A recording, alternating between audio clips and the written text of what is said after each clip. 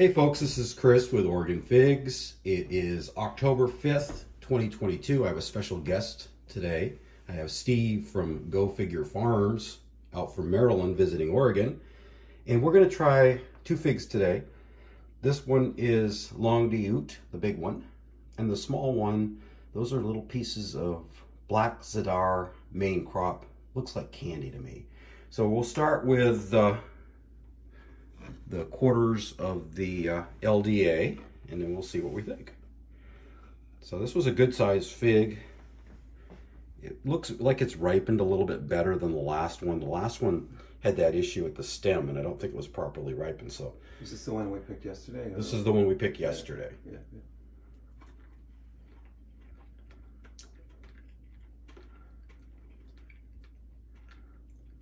Tastes a lot like what I'm used to tasting. Is it? For this variety.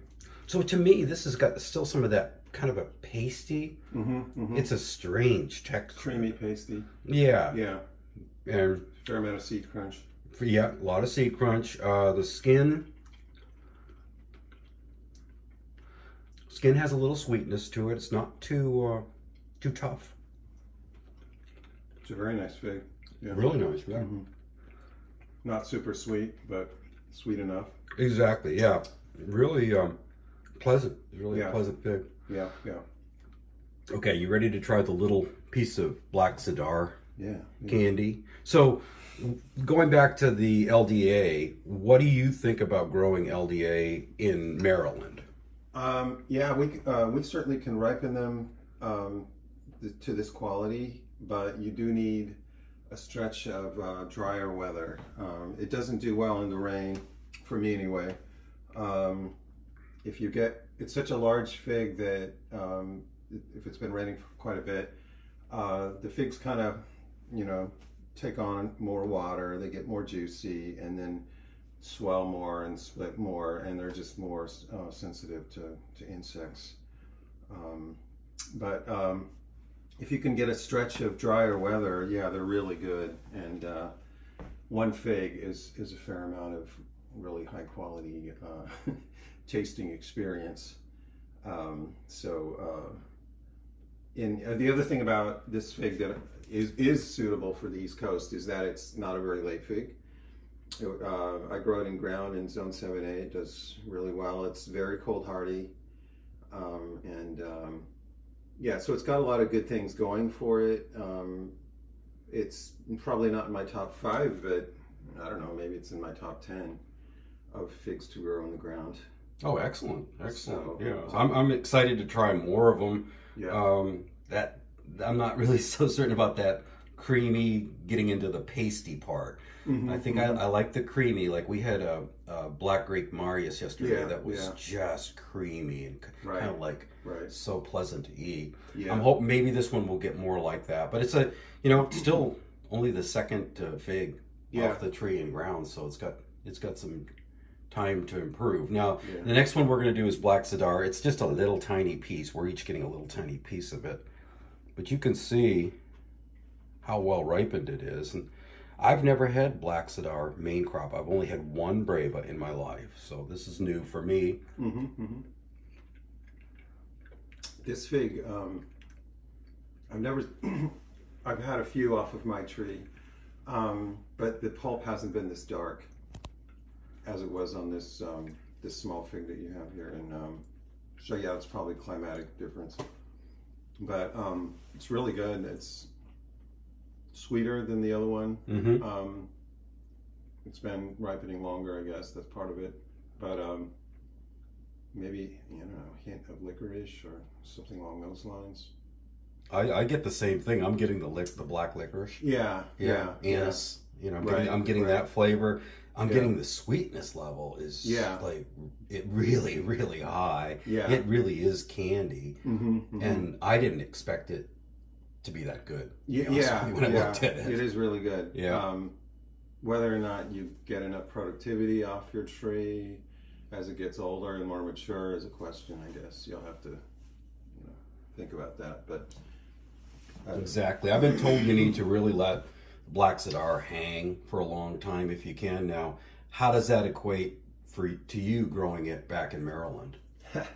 The way it's okay, so it ripens a little later, and I actually, mine was in a container, and I gave it a somewhat of a head start, not a really long head start, and even with that, it didn't start ripening until, I don't know, mid-September, and by then we were getting kind of more regular rain, and I just could not leave these things and let them ripen anywhere like that. I had to pick them earlier, and yeah, they're just not as good. Yeah, it seems like it doesn't really have a shape that's conducive to maybe drying if it's wet outside. Yeah, it has an open eye. Right. So as soon as it starts swelling and getting ripe, the fruit flies and other bugs are starting to get interested. They're hanging around.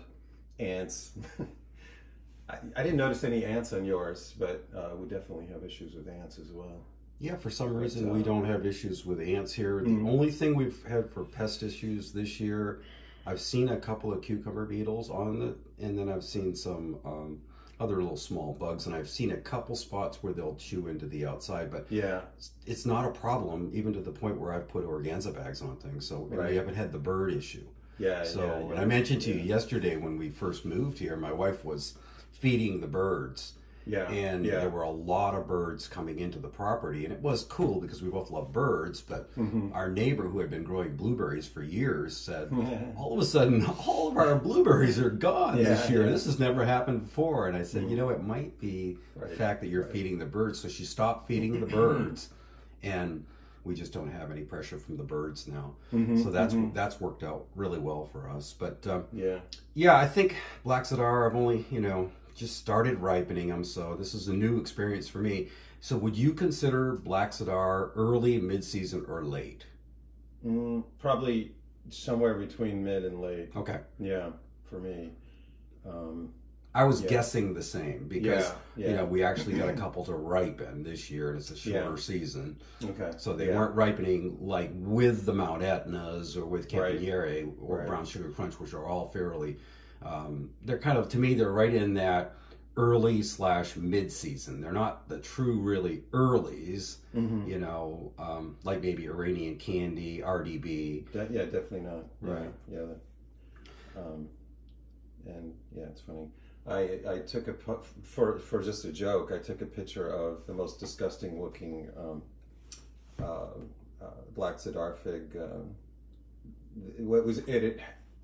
It had been after a rain. I had my eyes on it, but then I think I had to leave for a couple days, and I couldn't get back to the orchard. And then I got back to the orchard, and it rained in the meantime, and it was just like there was house flies on the.